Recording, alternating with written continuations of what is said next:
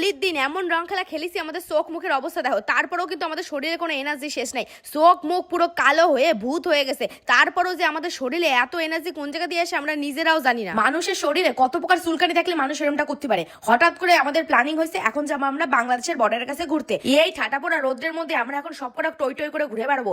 গা হাত পা তো টেনে একদম ভরে গেছে, গা হাত পা পুরো কালো কুসকুসে হয়ে গেছে, তার মধ্যেও আমাদের কোনো ঘোরার কোনো শেষ নাই। এত চুলকানি আমাদের যে কি বলবো, ঘুরতে আমাদের হবেই তো ঘুরি। তারপরেও আমি কিন্তু সবসময় খেয়াল রাখি যে আমার গা হাত পায়ে যেসব ট্যান পড়েছে সেগুলোকে আমি কিভাবে কি রিমুভ করবো। তাহলে চলো তোমাদের সঙ্গে আজকে সেগুলোই শেয়ার করি। সারা দিন রোদ্রে রোদ্রে ঘুরে নিজের মুখটারে একদম জঘন্য করে ফেলছি, কিন্তু ভয় কিসের? আমার কাছে তো রয়েছে নিউডেড 30 minutes dry makeover facial kit. এখানে আছে ছকানা কিট, এটা কিন্তু পুরো একদম ন্যাচারাল প্রোডাক্ট, এর মধ্যে কিন্তু কোনো সাইড ইফেক্ট নেই। তাহলে চলো কিভাবে অ্যাপ্লাই কোথায় তোমাদের দেখিয়ে দিই। এটা হচ্ছে স্টেপ 1 ক্লিনজিং মিল্ক। এটা আমি মুখে মাখিয়ে 2 মিনিট ধরে মাসাজ করবো, আর মাসাজ করার পরেই দেখলাম আমার মুখ থেকে অনেকটাই পরিমাণে নোংরা উঠে গেছে এবং মুখটা কিন্তু অনেকটাই ফ্রেশ লাগছিল। এখন বাইরে যে হারে গরম পড়ছে আর যে হারে দূষণ হচ্ছে, তাতে কিন্তু আমাদের দিনে 2 বার করে ক্লিনজিং করাটা উচিত। তারপর স্টেপ 2 ফেস স্ক্রাব। এটা কিন্তু মুখে লাগিয়ে 2 মিনিট জাস্ট ভালো করে মাসাজ করতে হবে আর 2 মিনিট জাস্ট বসে থাকতে হবে। আর ফেস স্ক্রাবটা ইউজ করার পরে কিন্তু ফেসে একটা আলাদাই ধরনের গ্লো চলে আসে। হ্যাঁ, এর মধ্যে কিন্তু কোনো হার্শ কভার নেই এবং এটা কিন্তু একদম কেমিক্যাল ফ্রি। এর ফলে তোমরা কিন্তু নির্দ্বিধায় এটা একদম ব্যবহার করতে পারবে। তারপর হচ্ছে স্টেপ 3 মাসাজ ক্রিম। এটা কিন্তু মুখে 10 মিনিট ধরে মাসাজ করতে হবে।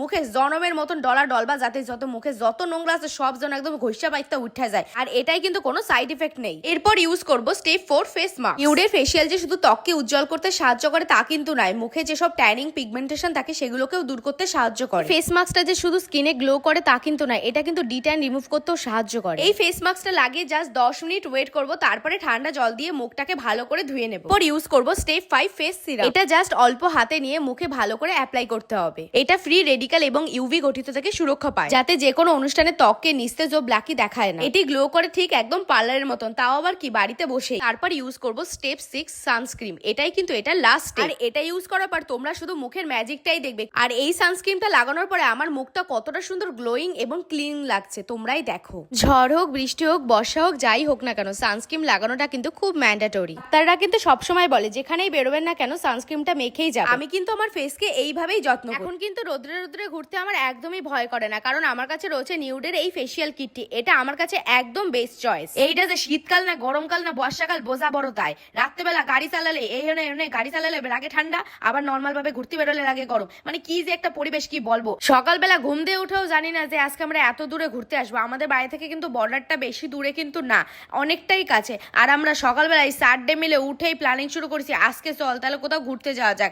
আর এইদিকে বর্ডারের কাছেই হচ্ছে আদিত্যদার বাড়িতে, সেইখানেই আজকে আমরা সবকটা মিলে যাব। আমরা কিন্তু জীবনে কোনোদিন আদিত্যদার বাড়িতে যাই নাই, যার জন্য ঘুরে ফিসে মিশে এত ঘোরা ঘুরিছি যে কি বলবো। সোজা রাস্তাটারে আমরা তেরায় বেকায় প্রায় খুব কষ্ট করার পর দাদার সঙ্গে দেখা হয়েছে। আর আজকে দাদার বাড়ির এখানে হচ্ছে মেলা হচ্ছে, সেইখানেই আমরা সবকটা মিলে ঘুরতে আসি। এইখানে সব থেকে মেইন কি জানো কি দেখতে এসছি আমরা? একদম বর্ডারের একদম পাশে এটা, মানে একটা নদী আছে, নদীর ওই পাশে হচ্ছে বাংলাদেশ আর এই পাশে হচ্ছে ইন্ডিয়া। আর ওইখানটায় একদম একটা মন্দির আছে, রাম মন্দির, যেখানে আজকে মেলা হচ্ছে। সেই মেলাতেই কিন্তু আমরা ঘুরতে গেছি। আর ওইখানে বাংলাদেশের লোকও কিন্তু এইখানে মেলায় আগে আসতো, কিন্তু এখন কিছু প্রবলেমের জন্য যার জন্য ওরা আজকে আসতে পারেনি। এই দেখো এই যে নদীটার ওই পাশে লোকজনগুলো দেখছো, এইগুলো কিন্তু সব বাংলাদেশি লোকজন। আমরা কিন্তু এই সাইড থেকে পুরো দেখছি। শুনেছি আগে যখন এখানে পুজো হতো তখন কিন্তু ওই পাশেও যাওয়া যেত, মানে নৌকা বেয়ে ওই পাশেও বাংলাদেশে ওইখানটায় যাওয়া যেত। আর কিন্তু এখন আর যাওয়া যাচ্ছে না। ওরাও কিন্তু জানতো যে এখানে পুজোতে আসবে। আর আসতে না আসতে আমার বর যে কি শুরু করেছে কি বলবো। আসার পরে নিজের গাড়ির চাবিটা পুরো একদম হারায় ফেলছে, মাথাটা কেমন গরম। কোথাও ঘুরতে গিয়ে যদি এরকম কিছু হারায় মারায় যায় তখন কি মুডটা ভালো থাকে বলো? বুড়ো ধারি হয়ে গেছি এখন, এই বুড়ো ধারির বয়সে এখন বাচ্চাদের জিনিসপত্র চলাচল করে বেড়াচ্ছি। প্রতিটা মানুষের উচিত তার ভেতরে যে বাচ্চা বাচ্চা ভাবগুলো আছে সেগুলোকে বাঁচিয়ে রাখার, কারণ জীবনে খুশি থাকতে গেলে না এইসব ছোট ছোট জিনিসগুলোকে না অনেক অনেক অনেক কিছু মনে হয়। আর আমরা যে সাপড়িগুলো সারাক্ষণ যে কি কাউতালি করতে থাকি কি বলবো, আমরা এত বুড়ো ধারি হয়ে গেছি তারপরও আমাদের মনের মধ্যে কোনো বাচ্চা ভাব যায় নাই সত্যি। আর আমি জীবনে বড় হতেও চাই না, আমি সারা জীবন এরকম বাচ্চা হয়ে থাকতে চাই। মানে আমাদের গ্রুপে আমরা সব ফ্রেন্ডসরা সবসময় যাই যে আমাদের ভেতরে যে বাচ্চা বাচ্চা ভাবগুলো আছে সবসময় সেইভাবে রাখি। এমনি যে হারে আজকে গরম পড়িছে তাহলে বাড়ি গেলে আজকে আমার মা চিনতে পারবে না। তার মধ্যে এখানে কিছু কিছু কিউট কিউট বোনদের সাথে দেখা হয়ে গেছিল, সেখানেও কথা বলে নিছি। তারপরে শুরু করেছি আমরা কাউতালি করা। এখানে কতগুলো গেম খেলা ছিল দেখো, আর এতগুলো ফাটাইছি আমরা সবাই, আমি আর বর্ষা মিলে কতগুলো গিফট পেয়েছিলাম। আজকে সারাদিনে যে হারে কাউতালি করা করছি, তারপরে হেন দেবার বাড়ি যাব, বাড়ি গিয়ে তো আমার আর দেখাই যাবে না।